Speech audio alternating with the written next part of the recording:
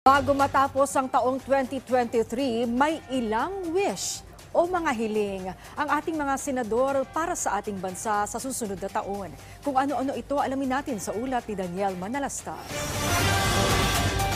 Nagpaabot ang pagbati ang mga senador sa pagdiriwang ng Pasko at Bagong Taon. Si Senator Loren Legarda, hiling sa susunod na taon ay maging produktibo at manaig ang pangmatagalang kapayapaan.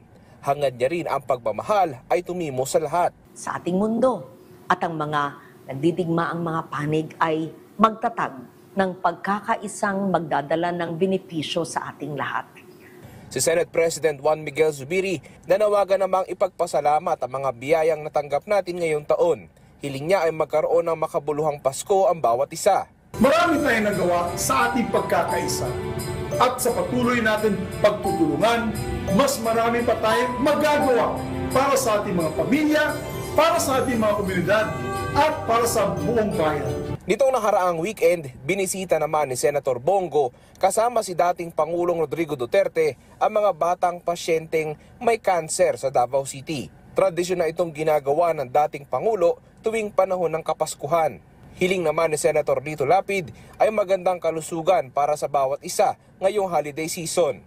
Si Senadora Amy Marcos naging abala naman ngayong panahon ng Kapaskuhan sa pagpapasaya sa mga bata at paghahandog ng mga regalo sa iba't ibang lugar sa ating bansa. Huwag natin kalimutan sa kabila ng mga problema, Pasko na ay sumapit. Andito na yung ating mga anak ng napaka-cute. Andito silang lahat mag-aantay.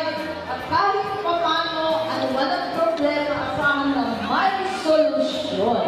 Sa isang Facebook post, nagpaalala si Senator Jinggoy Estrada na ang panahon ng Kapaskuhan ay panahon ng pagmamahalan, kapayapaan at pagkakaisa kung saan isinasantabi ang pagkakaiba. Nanawagan naman si Senator J.V. Ejercito na huwag kalimutan ang tunay na diwa ng Kapaskuhan.